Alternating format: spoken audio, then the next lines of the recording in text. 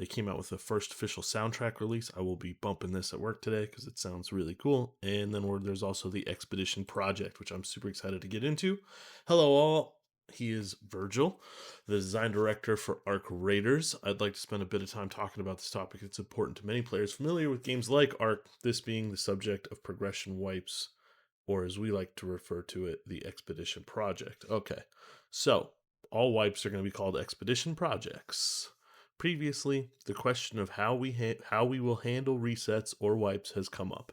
Until now, the answer has been that currently we do not intend to do mandatory wipes. These words were chosen carefully, as we don't intend to have mandatory wipes. However, as some have guessed, we do have voluntary reset mechanics. Just to make it clear, we absolutely see the benefit of a global wipe. Veteran players can experience the fresh game, the economy is reset to baseline, and all players have about the same level of capabilities, at least for a little while. However, one thing a mandatory wipe does not do is respect the investment of those players who do not have as much time to play overall.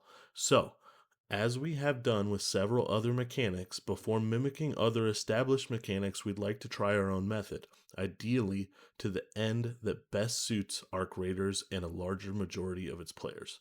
I agree with this 100%. I always thought making everybody wipe in something like Escape from Tarkov kind of made more sense because it was in alpha and it's always kind of been just really messy overall. And so whenever they introduced new mechanics, they had to do a bunch of testing. So a lot of the reasons why mandatory wipes, I think, were happening inside of Escape from Tarkov was due to that. And I like the way that this is looking, though. I like the idea that you don't have to, you can if you want to, and the way that they have it set up is kind of interesting because whenever we come down here, it seems like every 8 weeks, or the Expedition Project will operate on a repeating cycle of every 8 weeks. But back up here, Expedition Project, which brings us to the Expedition Project. The tunnel network connected to Speranza are vast, but largely unexplored or inaccessible. Most survivors stay within their settlements. But like raiders who dare venture topside, there are those who dare venture even further. Once the Rust Belt has given it all it can offer, some raiders choose to set out beyond the borders of what they know. As of now, this has always been a one-way trip. In the full game, players will have access to a feature called Projects. At level 20, the first major project players will have access to is the Expedition Project. Upon completion, this project makes a character reset available. If a player completes a reset, they will be able to do so again so long as they complete another of these projects. So, sequential or consecutive resets or consecutive projects, as one might say it. It looks like we have to build a capsule of some sort to be able to ship ourselves out further. It's basically like an underground rocket that'll shoot you out beyond the Rust Belt. And then you can see they have the little timeline here, which is October 30th to December 14th, December 15th to 20th, and then December 21st. It looks like that's going to be the date that we would have to rocket launch ourselves out of the Rust Belt if we wanted to reset our characters. Caravan construction and supply phases available. The Expedition Project will operate on a repeating cycle of roughly 8 weeks. During the course of these 8 weeks, players can contribute toward and make progress on their expedition project, which will overall be a somewhat large time investment. At the start of the 8th week, the ability to finalize the project will become available and will remain available for that entire week. If a player has fulfilled all of the necessary stages of the project, they will be able to commit to completing the expedition during this period. Should a player's project not be ready during the window to complete the expedition project, their progress will be kept, allowing them to continue working on the project until the next finalization window, which would be 8 weeks from then. Other projects may be added over time as part of updates, holidays, and other events. These will range in scale and reward structure, so you can bet they're going to do a bunch of different stuff for Christmas and probably springtime, and it'll be probably seasonally, if not a little. Who knows? Who knows what they're going to do? Sounds like fun, though. It looks like a good system, and it should be interesting to see how they do it all and put it all together. And then it looks like there is a video here. We can take a look at that. Interesting. So lots of parts need to be put in. We have to build this little rocket ship, I guess. Plastic parts, rubber parts, metal parts, steel spring. There's probably a few more core layers to that and some more. I'm sure there'll be a farm check almost, you know? Yeah, battery wire, arc alloy, cooling fans.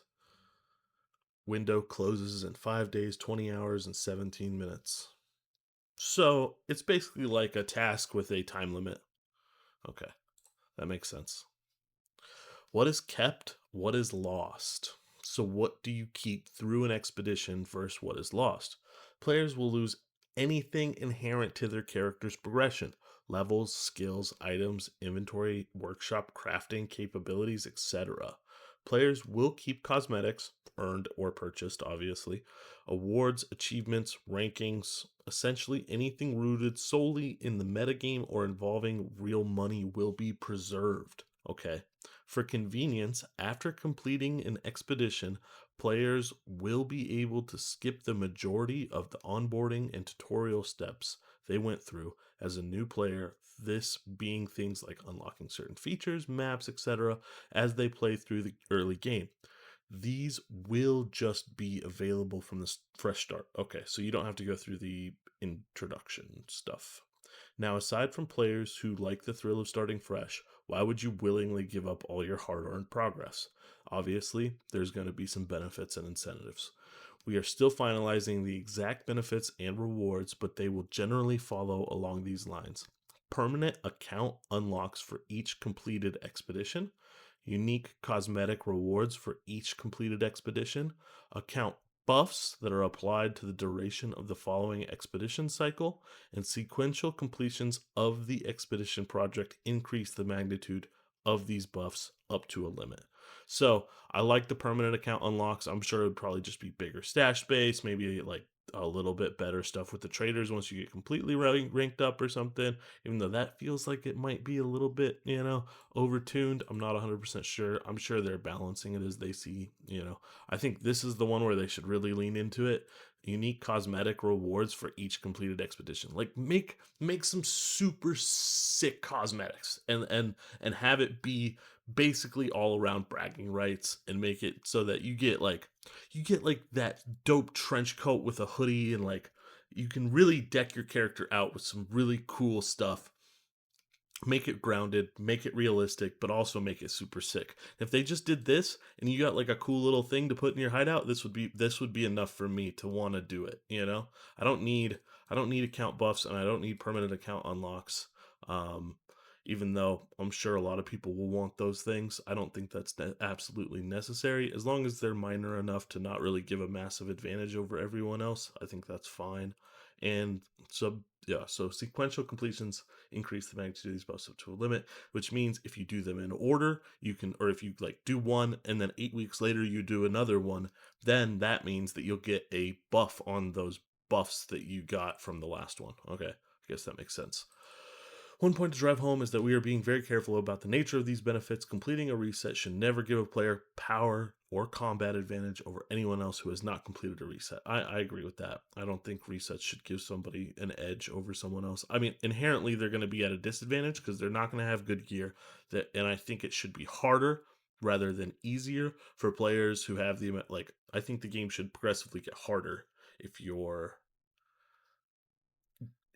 extracting and going back to being broke again. You should be broke again. I don't want buffs that are going to offset you being broke because you reset, and then giving you a bonus that you can then carry through to the end game. I mean, I don't know how it's all going to play out. I'm sure it'll be balanced some way or another.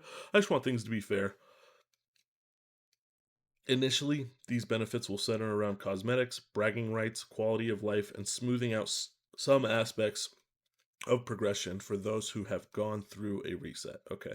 I'm glad. Smoothing out some aspects of progression, probably really nice. You don't want to have to go through that every time. What comes next? Well, any and all of this is subject to change between now and launch and post launch, but this is about the shape of it right now. We hope that making the reset mechanic voluntary and properly incentivized, we can observe two results. Players who are highly engaged can experience the game fresh on a regular cadence while accruing some benefits. Okay, makes sense. Players who have less time to dedicate to the game and have their progress reset outside of their control, they are always able to keep moving forward and at their own pace if they so choose. I agree with that 100%. It's not a silver bullet. We won't achieve the clean break that a mandatory global reset does, but it does aim to be more equitable to all players. Wherever possible, we want to value your time spent in the game as much as you do. Of course, this is a complex topic, so we'll keep an eye on the discussion around this message and follow up as necessary. Thank you for all your interest and passion for art graders. I look forward to seeing you topside, Virgil. Virgil's a gangster, man. I like that. This is very well written. It covers all the basics. I feel like we got a good kind of idea of what's going to happen here. I really am excited to see how this all plays out. I like farming in games like this. I like having to gather materials. I like that it's not about, you know, just making money all the time. Make money, money, money, money, money. That was the one thing that drove me nuts about playing Escape from Tarkov was I would be prioritizing stuff like wires over a fancy suppressor I found on a rooftop, right? Like that was the thing that kind of drove me nuts. I felt like that people were prioritizing stuff that didn't make sense for the world that we were in. And here, if they want me to prioritize wires, metal parts and stuff like that to get my base all hooked up, then that makes sense. If you have to get this stuff to be able to upgrade or advance your character to the next stage, then it makes sense. And especially in the world that this is all set in with kind of sci-fi arc robots kicking around, things are different, which is nice. Nice change of pace. So overall, WWW as usual. Arc Raiders always just be, crushing it. So, yep. All right, sweet.